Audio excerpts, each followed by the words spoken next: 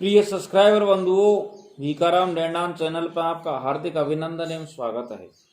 मैं आज आपके लिए एक इस तरीका की वीडियो लेके आया हूं कि रावण और कुंभकर्ण पूर्व जन्म में कौन थे। तो ये रावण और कुंभकर्ण पूर्व जन्म में विष्णु के द्वारपाल थे, परंतु एक श्राप के कारण उन्हें 3 जन्म तक राक्षस कुल में जन्म लेना पड़ा। अब राक्षस कुल में जन्म लेना पड़ा तो जय और विजय का पहला जन्म, दूसरा जन्म और तीसरा जन्म की मुक्ति किस तरीका से हुई, इसके विषय में बात करेंगे।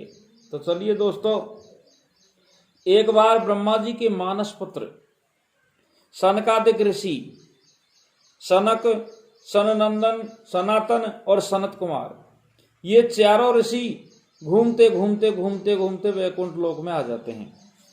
और वैकुंठ लोक में जैसे ही आते हैं तो भगवान विष्णु से मिलने के लिए जाते हैं। तो भगवान विष्णु के द्वारपाल जय और विजय पहरा दे रहे थे, मना करते हैं कि भाई आप कौन हैं और आपको अंदर जाने की इजाजत नहीं है।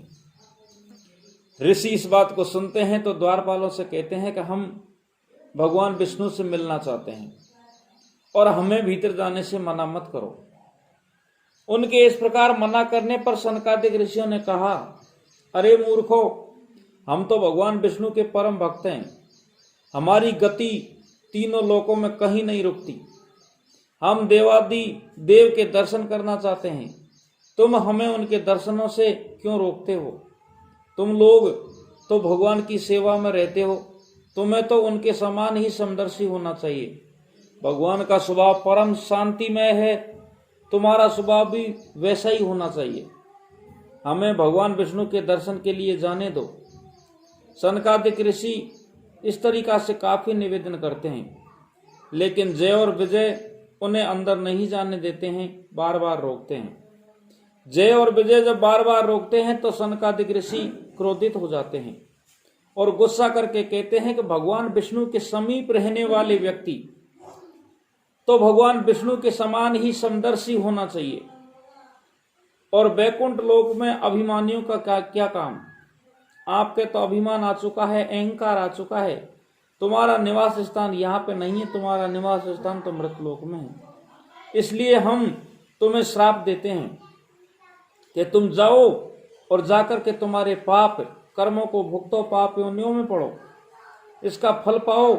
इस प्रकार श्राप देने पर विजय और जय दोनों भयभीत हो जाते हैं और चरणों में गिर जाते हैं। चरणों में गिरते हैं। उसी टाइम पे भगवान विष्णु और माँ लक्ष्मी सनकादिक ऋषियों से मिलने के लिए स्वयं चल करके और दरवाजे आ जाते हैं।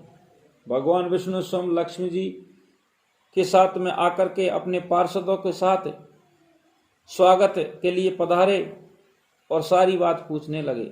तो भगवान विष्णु ने उनसे कहा, हे मुनीश्वरों, जय और विजय नाम के मेरे ये पार्षद हैं, इन दोनों में अहंकार है, इस कारण से बुद्धि का नाश हो गया है और आपका अपमान करके अपराध किया है। आप मेरे प्रिय भक्त हैं और मैं उन्होंने आपकी आज्ञा का, आपकी जो अवज्ञा इनने की है वो मेरी ही अवज्ञा है। कहने का मतलब आपका अपमान है तो मेरा अपमान है। मैं मेरे भक्त को मेरे से भी ज्यादा मानता हूं, इस कारण से आपने इनको श्राप दिया, अच्छा ही किया। ये बिल्कुल सत्य है, इनका तिरस्कार करना ही चाहिए। मैं इन पार्षदों की ओर से क्षमा मांगता हूं।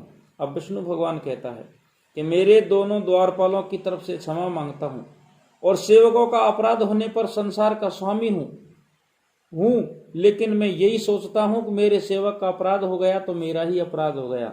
अतः मैं आप लोगों की प्रसन्नता की भिक्षा चाहता हूं कि आप नाराज मत होइए, प्रसन्न होइए और वैकुंठ लोक में हे ऋषिगणों आपका स्वागत है।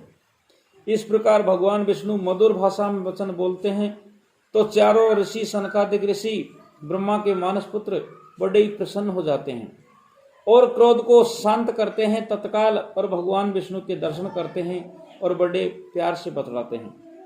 भगवान की उदारता से अति आनंदित हुए और बोले, आप धर्म की मर्यादा रखने के लिए अपने इतना आदर देते हो। हे नाथ, हमने इस निरपराध पार्षदों को क्रोध के वश में होकर के श्राप दे दिया। तो विष्णु भगवान ने किया, अक ये तो ऐसा होना ही था, इसमें मेरी इच्छा थी और इनके अभिमान आ चुका था, और अभिमानियों का वैकुंठ में रहना ठीक नहीं है। तो भगवान विष्णु ने कहा कि हे मुनिगणों, मैं सर्वशक्तिमान होने के बाद में भी तपस्वियों के वचनों को असत्य नहीं करना चाहता, क्योंकि इससे धर्म का उल्लंघन होता है, और आपने जो श्राप दिया है वह मेरी प्रेरणा से हुआ है। अवश्य ही इन्हें दंड मिलेगा, और ये दिति के गर्भ में जाकर के, कश्यप ऋषि और दिति के गर्भ में जाकर के ये हिरण्याक्ष और हिरण्यकश्यप के रूप में इनका पहला अवतार होगा।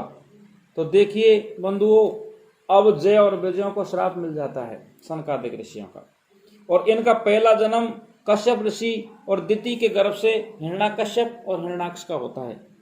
तो हिरण्याक्ष को मारने के लिए भगवान विष्णु स्वयं बड़ा अवतार लेते हैं, और बड़ा अवतार में उनका वध करते हैं, और फिर हिरण्यकश्यप को भगवान विष्णु नरसिंह रूप में वध करते हैं। फिर इनका दूसरा जन्म है जो रावण और कुंभकर्ण के रूप में होता है। तो भगवान विष्णु 7वें अवतार में भगवान श्री राम का अवतार लेते हैं, और लंका में जाकर रावण और कुंभकर्ण को खत्म करते हैं। फिर तीसरा अवतार जय और विजय का शिशुपाल और दंत वक्र के रूप में होता है।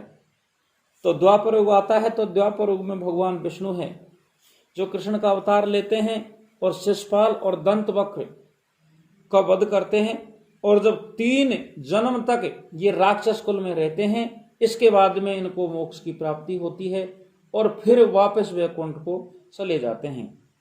प्रिय बंधुओं, ये कथा इस तरीका से है। अगर आपको अच्छी लगी हो तो कमेंट लिखना, लाइक करना, अपने दोस्तों में शेयर करना, और अभी तक आपने हमारे चैनल को सब्सक्राइब नहीं किया हो तो प्लीज़ सब्सक्राइब कर लेना।